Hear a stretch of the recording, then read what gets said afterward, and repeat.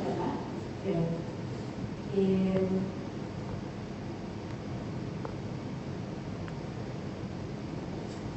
I arrived here in New Zealand. Yun. Nagsisabi po ako pero hindi ko ako nag-post. So yung mga pictures na ganyan ito, nakasalita ko ako yan. So, ayun. I arrived here in New Zealand. 20th July 2022. Ayun. Days after, I launched my resident application for a resident visa on the 22nd of July. I received my approval on 8th of August. Which is sana all, diba? Yeah. And yes, 2 weeks after I've arrived, yeah, approve na kaagad yung resident visa ko, diba? Sabi ko nga, diba, mas nauna pa kaysa sa payslip ko. Ayun.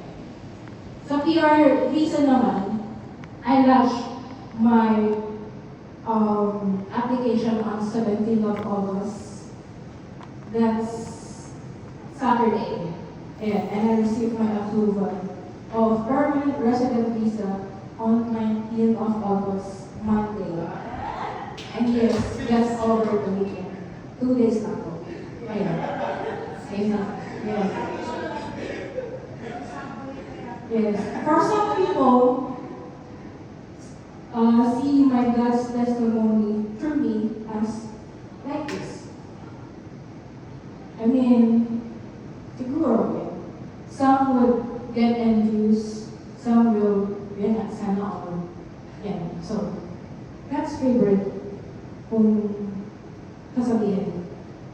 Yeah. As highly favored, blessed, and God's favorite child sa usapang residency visa, ako lang yun. Yeah. Thus, in just a span of 2 years, I am standing here right now with permanent resident visa in New Zealand.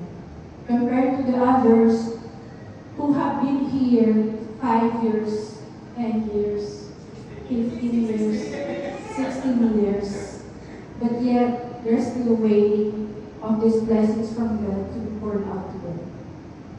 Today, allow me to walk you through the journey before these nakakaingit na blessings took place. Before I was transferred here in New Zealand, I am also from Singapore, like them. Worked there for 12 years. That long and big part of me, though it's very challenging, I don't regret those years that paved the way of who, where, and what I am today. Like any other OFWs, I am the breadwinner of my family since I was 22 years old. Let's just say when I started working after graduation. I don't have the luxury of time and capacity to be choosy where to work nor to rest after graduating. I am the eldest among the 6 siblings. My father, who was our main provider, that time had to stop working due to stroke. Being in that situation pushed me to apply as an HCA in Singapore. Yan. Isang batch po kami. Hanapin mo na lang po ako dyan. At kung sino man po yun nandito.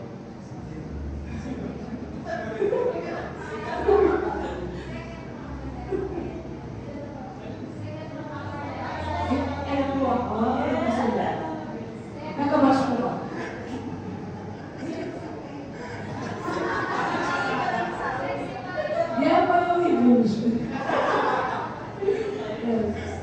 So, I applied to Singapore as a HCA, even though I'm a nurse back in Philippines, believing that I can be promoted to be registered nurse as quick as what our agency told us. Sabi ko, oh, just apply first as ACA. They can promote you as quickly as 6 months to 1 year. Kasi degree holder ka naman. Pero yung scam. Scam siya. Kasi, yeah. Yan yung mga HCA days. Di ba, provincial. Yeah. So, I grabbed the opportunity and worked hard as a healthcare assistant, but promotion comes after 5 years to become an assistant nurse, then another 5 years to be a registered nurse. Yes, kung gaano kabilis yung residency ko dito, may promotion to be an RN in Singapore took me a while and wait for 10 years. Looking back, I couldn't just be in awe of how God worked that time. I was sending money for my family's allowance, plus for the studies ng mga kapatid ko. Not with salary of a registered nurse, but as an ACA, as an assistant nurse. It was indeed only through God's grace and provision kung paano kami mabuhay at paano napatapos sa pag-aaral ng kapatid ko. There was a time na 3 of them sabay-sabay ng college. Si Lord lang talaga. It's only God. So, that's our six of us. Awa ng Diyos, matapos po kami lahat. And actually, ko ulit ako. Yung nasa natin. Ayan.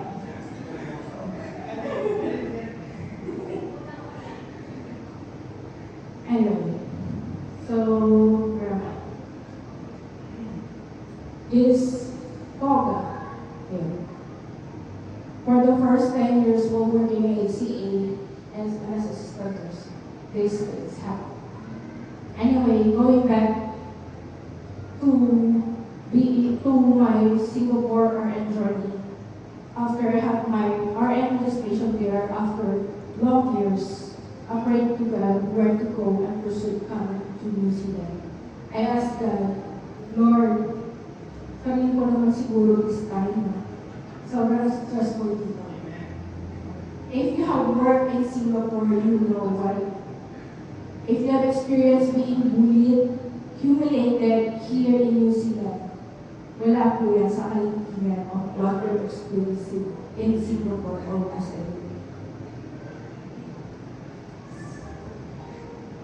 But entering this country is not a smooth breeze for me despite those long years of experience that I have. Because first, I struggled passing the required English test score to gain my New Zealand RN registration. I failed not once, not twice, not thrice, but it took me 4 times to pass the test. Yeah. So this is my first, which is lahat ng tatlo is pass, except for my English, na 10 points na. 10 points na lang. Second take, try ulit, speaking na lang, pero 2020, bagsak pa rin. On my third take, bagsak pa rin. 320 pa rin. It's degrading and devastating and humbling experience for me because back in my school days, never once I took a remedial test. I don't have any line of 7 grades, not because I'm smart, but because I have to study hard, because I have a scholarship in the team. And it was inculcated in my mind that as long as you give all your heart and soul for something, you study hard, and give your best in your exam, you will pass and you're in control. Also, during those struggling months to pass the English exam, I also have a deadline to meet. I should be here in New Zealand before 31st of July 2022 to grab the one of New Zealand residency pathway, kung naalala nila. Desperate to enter in New Zealand as NCRN, I did this. Magmakaawa, Christian Council, yet denied. Sabi ko, try lang, mag-email lang. Why not, diba? Pero 350 is 350. I remember how Kuya Brian talked to me that time and he said, sis, why not you apply first as caregiver? At least you're already here. Then from there, we will work until you're ready RN registration. It took me a while to agree with this alternative plan. Working from the bottom is not an issue.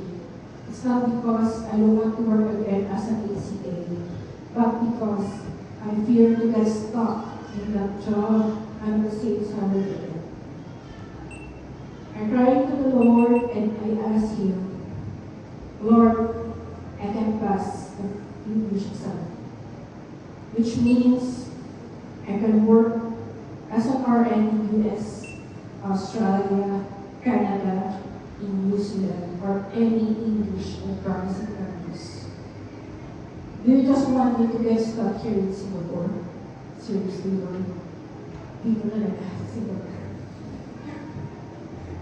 That time, I find my work is not helping anymore, physically and especially.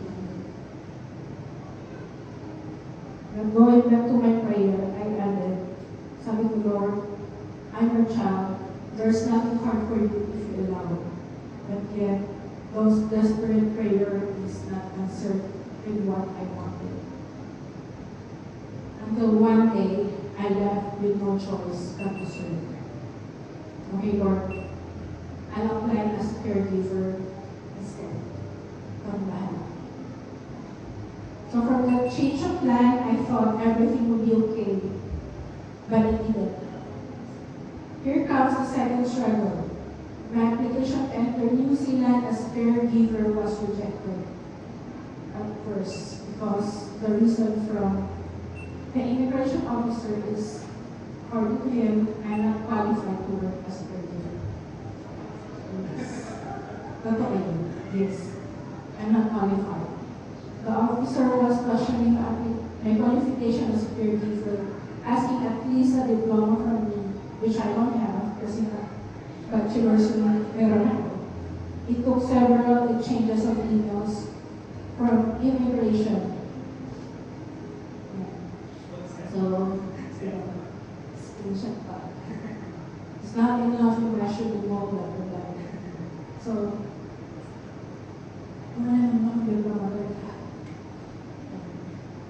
so I have to put several stages of emails to different people for me to ask for help with justifying my work experience and qualification in Singapore and the Philippines. Until finally he was convinced that no registration needed to be accredited. Fast forward, with the grace of God, I took my OET on 8th of October 2022, and for the fourth time, I passed. Finally, for the fourth time, and subsequently I received my New Zealand RN registration on 17 November 2020. The Lord used a lot of people to have this registration took place. As everyone knows, I've worked in Ribbon na even my manager do my shift on that day para lang makapag-exam ako. I have the best managers and colleagues, and also with the community I have here in Toronto. With this testimony, I want to leave everyone with these reflections, and I hope in some ways this enlightens our understanding of how we learn, as well as how God displays testimony to us. First, there is God. He is sovereign. He is in control of our timing, our future, and our entire life. Second, He is gracious. He will give beyond what we deserve.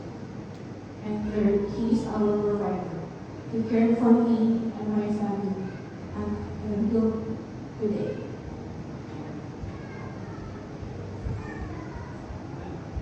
So that's me. 2 weeks and for my PR. 2 days. My residency may have come as quick as was while yours. You may be still waiting, uncertain if you and your family will be favored to stay in New Zealand for good.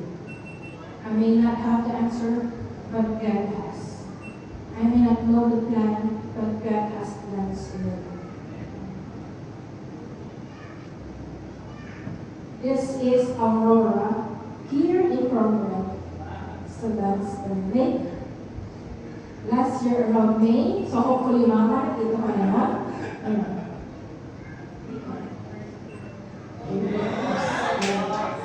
For I know the plans I have for you, declares the Lord. Plans to prosper you, not to harm you. Plans to give you hope and a future. Again, I'm Michelle. This is God's testimony through me, not because of you, and all glory and praises belongs to you.